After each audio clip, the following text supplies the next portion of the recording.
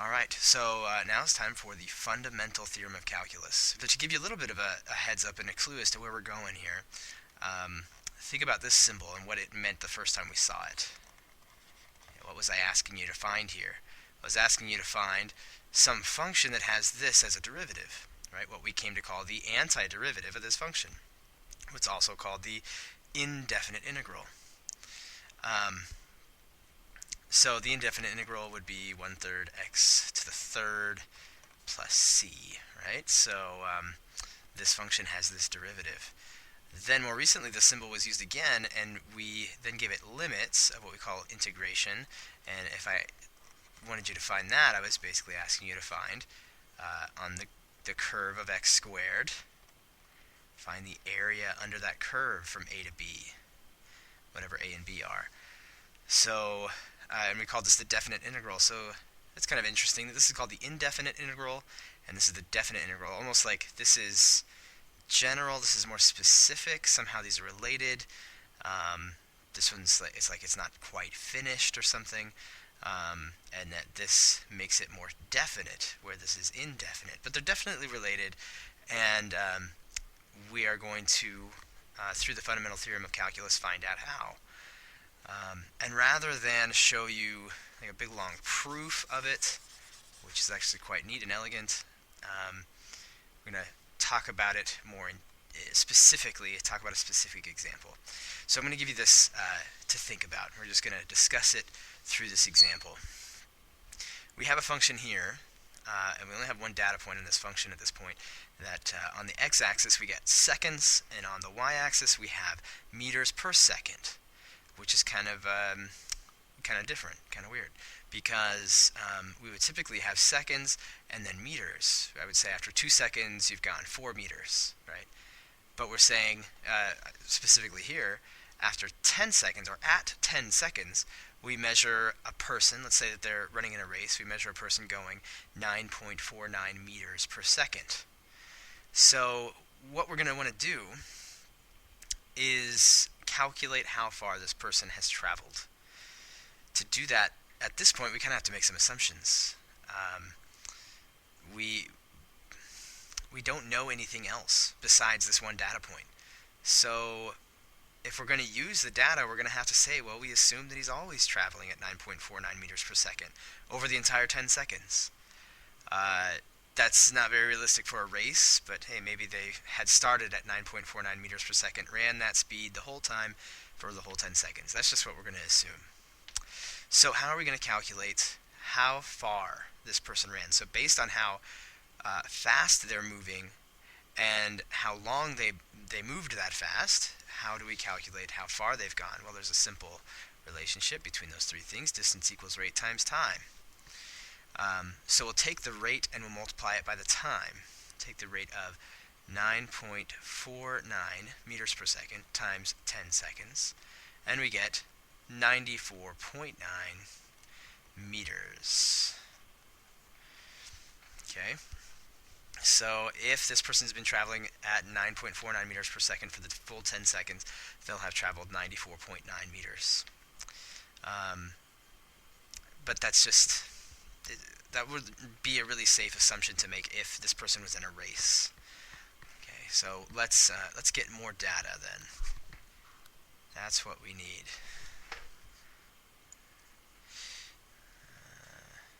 Here we go. Let's pull this over. Let's see if we can get rid of that guy.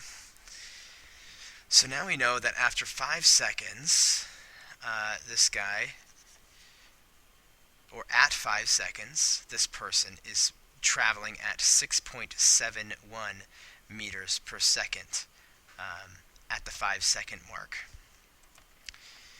Okay, then we know that at 10 seconds they were running 9.49 meters per second.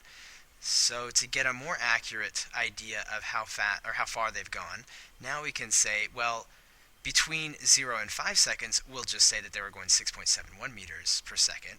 And then between 5 and 10 seconds, we'll say that they had just jumped up and were running 9.49 meters per second. Not very realistic, but it's all the information we have to go on. So, again, rate times time. So on this time interval, it was 5 seconds. So they traveled 6.71 meters per second for 5 seconds. And then we'll add, they're going 9.49 meters per second for this 5 seconds, not for 10 seconds, but from 5 seconds to 10 seconds, so a total of 5 seconds. So 9.49 times 5. 9.49 meters per second times 5 seconds. Okay, so we do that math, and we get for this interval here that he has gone 33.55 meters, running at 6.71 meters per second for 5 seconds. And then for 5 seconds, he runs 9.49 meters per second, and that is 47.45. And then altogether, if you add it all up, then we have a total, let's say a big D distance of 81. Okay, less distance than 94.9, but more accurate. We have more information. Okay, so this is a good place. It's like a checkpoint here. If you know you're following along fine, if you're understanding that every time we get a new data point, we're going to assume that he's running that fast for the time interval that it kind of breaks up, and we're going to every time take the rate of his running, the rate of change of his distance, really. For every second he's gaining 6.71 meters. We're going to take that rate and multiply it by the time and get the distance. So if you're on board with that, you're getting it. That makes sense, right? Distance equals rate times time. I'll take the rate, I'll multiply it by the time, and I will get the distance. Or another way to look at it as the time interval is the change in time, delta t. And this is delta t as well. So in this case, delta t is equal to 5 seconds.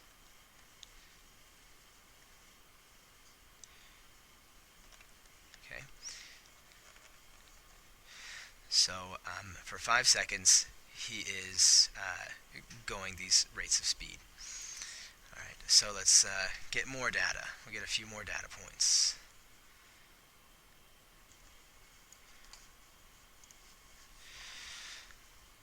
And we'll calculate his distance for each of these subintervals.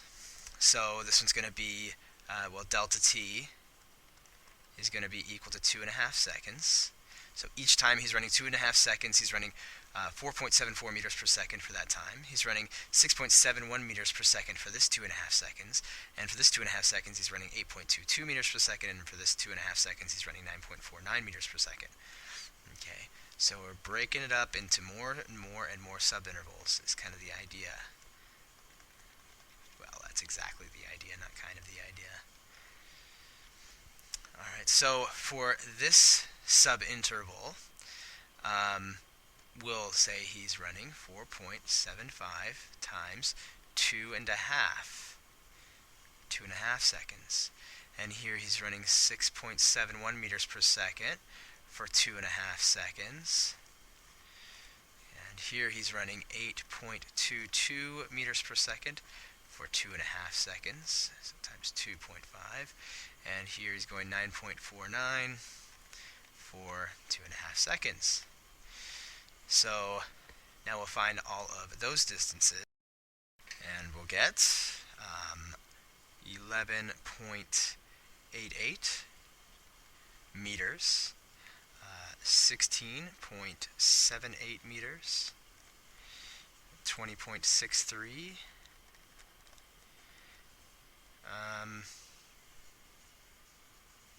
this is, yeah, that's fine, 23.73.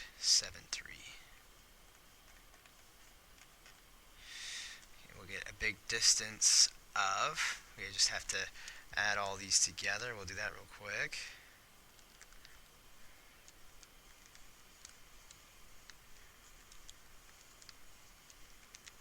Okay, so we get 73.02.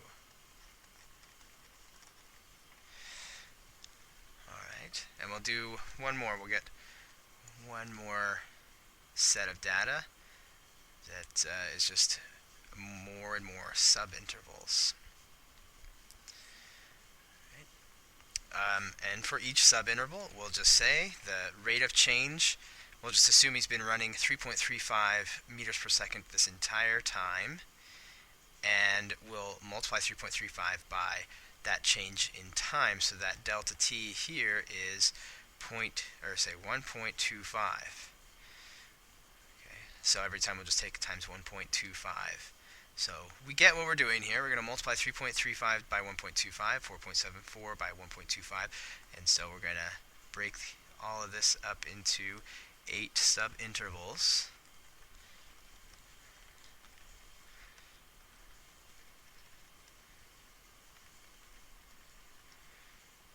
Sorry, these lines are kind of slanty. And on this subinterval, we'll find out how far he traveled, how far he traveled, how far he traveled for each of these subintervals. Okay, and then we'll fill these in and add them all up. And when we find all those values, then there we have them all. And let's just quickly remind ourselves what these are. We assume that this guy ran 3.35 meters per second for 1.25 seconds. And so we take 3.325 times 1.125 and find that over that time he would have ran 4.19 meters. And we do the same for each subinterval with a delta t of 1.25. So here he runs 8.22 meters per second for this subinterval here. And so we do 8.22 times 1.25 and find that he ran 10.28 for that subinterval. So we add those all up. We get a grand total of 68.4 meters. Okay. So you see how we just keep dividing it into smaller and smaller subintervals and doing his velocity times time, his rate times time for each subinterval, and just add those all up.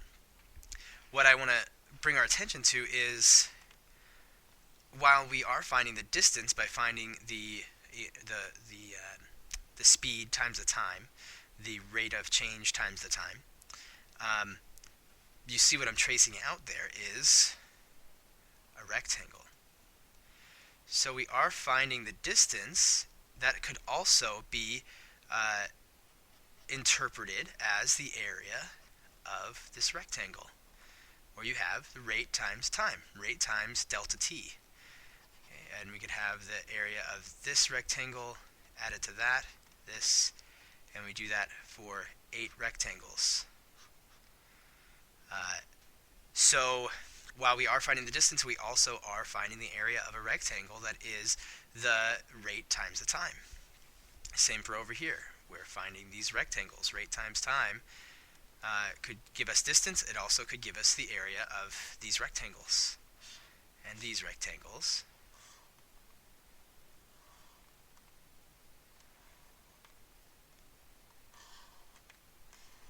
Right, those ones, and this big one here. So the more times we divide it into, the more subintervals we use, the better approximation we're going to get. So let's look at this sketch, which also shows us that same thing. We have this function that is describing that I just made up, that along every point on this function, we're saying that that's his velocity. And we've done it up to 8 subintervals, right? At 10 seconds, this would be at 5 seconds, this is at 1.25 seconds. And what we're saying is we're going to find the area of each of these rectangles, which actually, it turns out, could also be translated as the distance that he travels on that subinterval. So if we want to have a better approximation, we just increase the number of subintervals. And so we're now at 104, and we're getting really good. If we go past, get close to 500, this computer can't even show you the insides of any rectangle. It's all sides, right? It's just the side of the rectangles. So it's having trouble even drawing that. So it's definitely a close approximation to the area under the curve, but also remember what that approximation is made up of. It's all these little rectangles, which each one of them is a rate times a time, and so we're adding up all the areas of these rectangles, which are also, for each of their subintervals, are a distance that he travels over that amount of time.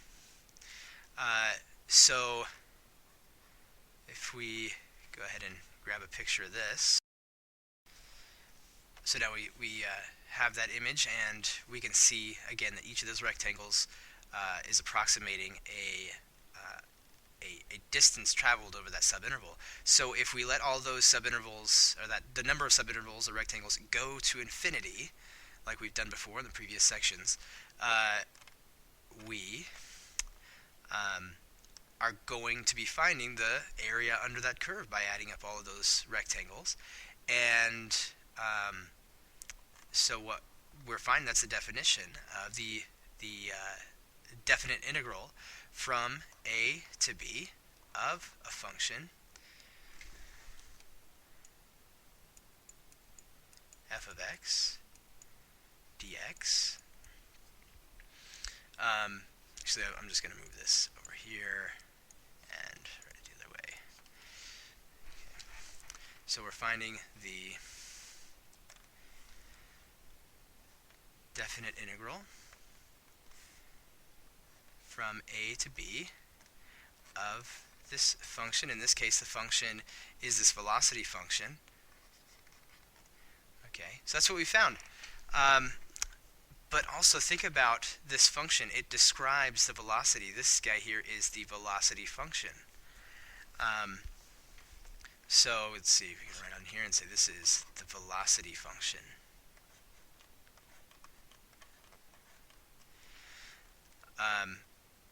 So the velocity function is the derivative of the distance function. So we call it distance. The derivative of the distance function is the velocity function. Okay. So to find the distance traveled, we can take the velocity function, and now we understand we can find the definite integral from a to b of the velocity function. Okay, that's f of x. In this case, is v of x, but we're stating it generally over here. So this is equal to the distance traveled. Right? The distance traveled, like this is a specific example describing a general situation here. So if that's true, what's another way we can take, we can find the distance traveled? Well, if we had a distance function, we could just say, well, take the distance at the end and subtract the distance at the beginning, and that also gives you the distance traveled. That's true all the time. If I'm traveling along and at this point A, I've traveled 200 miles, and at this point B, I'm at 500 miles, right? I've traveled. So in between, I'll just take the value of the function at the end, 500, minus the value of the function at the beginning, 200. I've traveled 300. Right? You just take the distance function at the end minus the distance function at the beginning, and you get the change in distance. So the way that translates over here, if the distance function is the antiderivative of the velocity function, then in general, the definite integral from a to b of f of x could also, the same thing could also be found by taking the antiderivative of this function, which we usually call big F of x, taking it at the end of the interval minus the value of the function at the beginning of the interval, and that would give us the same thing.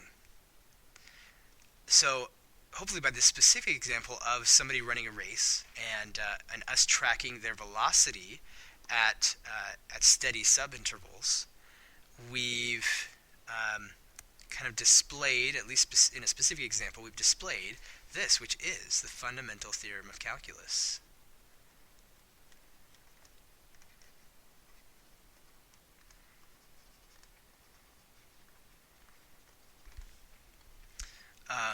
If some of that made sense and some of it went over your head, I'd encourage you to go back and review that. It's it's a little bit of a difficult thing to understand. That example was not an easy one for me to come up with and break down and make the connection between these two things. Our other alternative would be to show you a really cool proof, like I said at the beginning. I won't go into that. I'll just stay with the specific example that we talked about. So we broke it down to subintervals. We found the distance traveled, which we discovered was also the same as the area of this little rectangle. And then we said, well, if we want to get a better approximation, we let the number of subintervals increase to infinity. Okay, the more subintervals we use, the better approximation of the area we get. But the area is just the sum of all the areas of those rectangles. And each of those rectangles is a distance over that subinterval. And so we come up with the fundamental theorem of calculus. So let's break this down a little bit, state it a little differently, and then we'll be done. So if you want to find the definite integral of a function over some interval, all we need to do is take this function, find its antiderivative, take the antiderivative at the end minus the antiderivative at the beginning. Let's do one quick example. If my computer doesn't crash. Okay, so let's find the definite integral from 3 to 5 of 2x dx. Okay, so this is a function that looks like this. It's 2x, so it's this line that has a slope of 2. And from 3 to 5, we want to find the area under the curve. Okay, that's a fairly simple shape, and we could do that without much difficulty. But rather than taking this and breaking it up into the limit as n approaches infinity of b minus a over n times the sum and doing all that, we can just say, well, this is f of x. That's right over here. F of x is 2x. So what is big F of x? What is 2x's antiderivative? Well, it's x squared plus c. You'll find that c doesn't matter here in a second, not in the fundamental theorem of calculus. So if I want to find this definite integral, I can just take the value of the antiderivative at 5 and subtract the value of the antiderivative at 3. Amazing. It's so amazing, the fundamental theorem of calculus.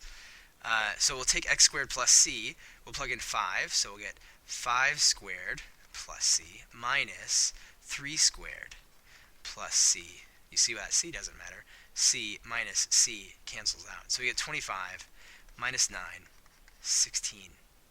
Just so fast. It's incredible. The connection between a function and its antiderivative.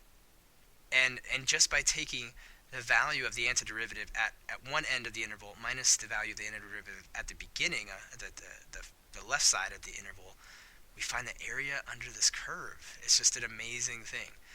I'll get another video up of some sample problems, but hopefully that'll help you with a little bit of your intuition, your understanding of why this is the fundamental theorem of calculus and why it's true. I'm just going to write it again because it's so fun to write. It's amazing that it's true. Alright, well, thanks for watching. I hope that was helpful. See you later.